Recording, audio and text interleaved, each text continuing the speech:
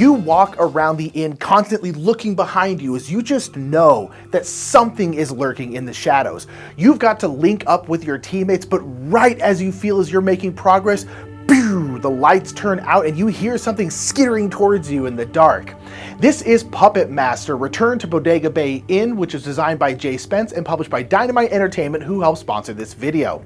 Hi everybody, my name is Nick Murphy of the Brothers Murph, and we are here with Board Game Geek. Well, it's time to run and try to survive, so let's get this game down to the table to learn how to play Puppet Master: Return to Bodega Bay Inn. In Puppet Master, players will take on the role of heroes trying to collect and play 6 lore cards to win the game. But this is based on the horror movie series Puppet Master, so there are obstacles you'll have to overcome. Namely the puppets who are trying to fulfill their master's agenda and defeat you along the way. But before we get into all that, let's go over the setup. To begin the setup, you will need to create the inn, which is made up of 8 room tiles. You can build this inn yourself or use one of the suggested layouts in the rulebook. A more connected and close together map is easier, and one that is more broken up is more difficult. When building the map, every room should have at least one door, and most should have a vent token. Door standees and vent tokens must be placed between 2 room tiles or a hallway and a room. Place a lights token in every room and hallway with the on side up. Place the key tokens nearby. Each player chooses a hero and takes their matching meeple. Place your hero meeple in the guest room matching on their hero card. Make sure your hero card has the injured side face down. Separate the starter cards with the red S, shuffle them, and give 3 to each player, and then you'll shuffle the remaining ones back into the main deck. This game is cooperative, so feel free to have your cards face up in front of you. Shuffle the main deck, which is all the cards that have the same back, and take 8 cards off the top and place them face down to start the stash. Choose which puppets you will play with. The more puppets you choose, the more difficult the game will be. Place the puppets on their matching space on their behavior dial, and make sure all puppet styles are set to 1. The player who most recently watched a Puppet Master movie is the first player, and now we're ready to begin. The game will begin with the hero phase, and then the puppets will activate after the players. On your turn, you may do 3 actions, and you may do the same action more than once. The actions you may choose are move, attack a puppet, play an action card, or execute a room action. Let's begin with move. When you may move up to 3 connected room tiles. Though note, you may not go through locked doors unless you have a key or a card that allows you to unlock it. If you have a key token, you may discard it to unlock that door. Remove the locked token from under the standee. Note you may also use a key to lock a door, which may be a good way to keep from getting attacked by a puppet. You may be in the same room as another player or a puppet. And if you are in the same room with a puppet, you may attack it. You may only attack a single puppet in the room, and only if the lights token is showing on. Players use cards from their hand to attack. Some are one-time use or multi-use, like the fire poker here. If your attack is successful, the puppet goes into hiding and is removed from the board back to the behavior dial, and their dial ticks up 1 number. If you failed the attack, nothing happens. The next action you may take is playing an action card from your hand. When you resolve the card, it will go to the stash pile. The lights being on or off doesn't affect using an action card unless you're using a card to attack a puppet or defend against a puppet attack. For example, the acid can force all puppets on your tile to hide, and the secret passageway allows you to get away fast. The last action type you may take is to execute a room action. Rooms have various actions shown in red and black.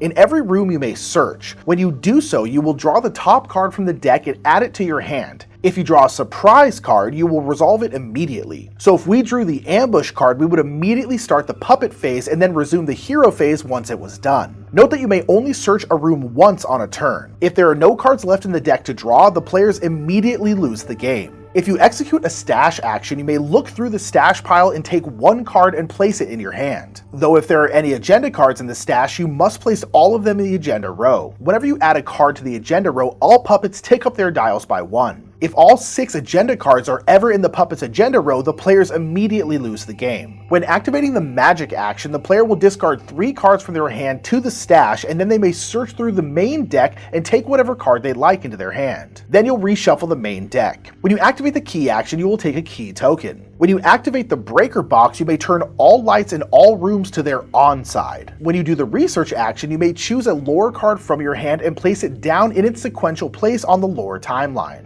Note that you must play these lore cards in order. And when you do this, all puppet dials tick up by 1. If players get all 6 lore cards in the timeline, they win the game. So that is all the actions you may do, but there are a few free actions you can do as well. You may use a key token or a card to lock or unlock a door, and this may be used in the middle of a move action. You may exchange cards with another hero as long as you're both on the same tile. And lastly, once per turn you may use your hero's special ability, like the Psychic here, where you get to immediately send a card you drew to the bottom of the deck and then draw a new one. Once a player has completed their 3 actions, play will move to the next player, and once all players have gone, the puppets will activate. During the puppet phase, all puppets in the game will activate in numerical order, starting with Blade and ending with Leech. Each puppet will activate 3 steps. The first step is Release. During the very first puppet activation, or if a puppet is coming out of hiding, you will release them onto the board. The first player will roll the d8 and then place the puppet in the matching room. Then you will roll the matching die for the puppet according to their behavior dial. There are 4 different colors of dice, and which of these you will roll depends on what color is showing on their behavior dial. The white dice is timid, yellow is clever, purple is stealthy, and red is violent. These dice will change up how the puppets activate, with a die like stealthy being more about sneaking and stealing, whereas violent being, well,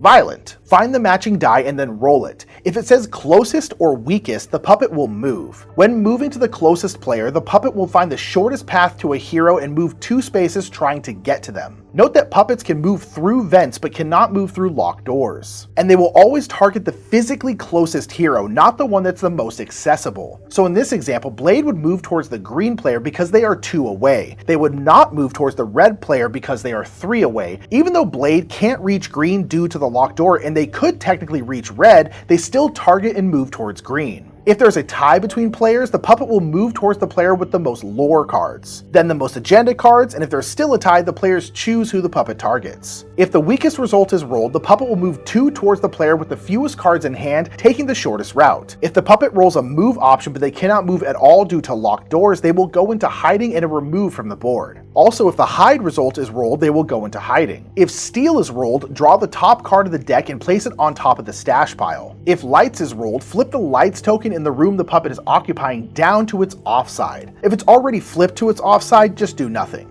After you resolve the dice roll, if the puppet is in the same room as any heroes, they will attack all the heroes. If the lights are on, the players may try to defend themselves. When doing so, all players will decide which card will be used to defend. So if we chose the knife, we would roll our d8. If the defend is successful, the puppet's attack is cancelled and the next puppet begins their turn. If the defense is unsuccessful, all players on the tile take 1 hit. If the lights are off when the puppet attacks, the players cannot defend and all players in the room take a hit. When you take a hit, you will have to discard a lore card from your hand to the stash. If you do not have a lore card, you will have to discard an agenda card instead. If you can't discard an agenda card, you must choose another card to discard. If you have no cards when you get hit, you become injured. When you get injured, all puppets' dials increase by 1. Then the injured player searches the stash for any agenda cards, and these are immediately played. And any time in the game an agenda card is played, all puppets' dials are ticked up by 1. On your next turn, you will flip your hero to their injured side, which means your special ability will be harder to do. If you get injured a second time, you are dead and you are removed from the game, and all puppets tick up their dials by 1. After the puppet finishes their activation, move to the next one in numerical order and do these steps with that puppet. Once all puppets have activated, play moves back to the first player. The game will end in a loss if 6 agenda cards are played, if the main deck runs out, or if all players are injured or dead. The players will win if they manage to play all 6 lore cards to the lore timeline. And that is how to play Puppet Master Return to Bodega Bay Inn.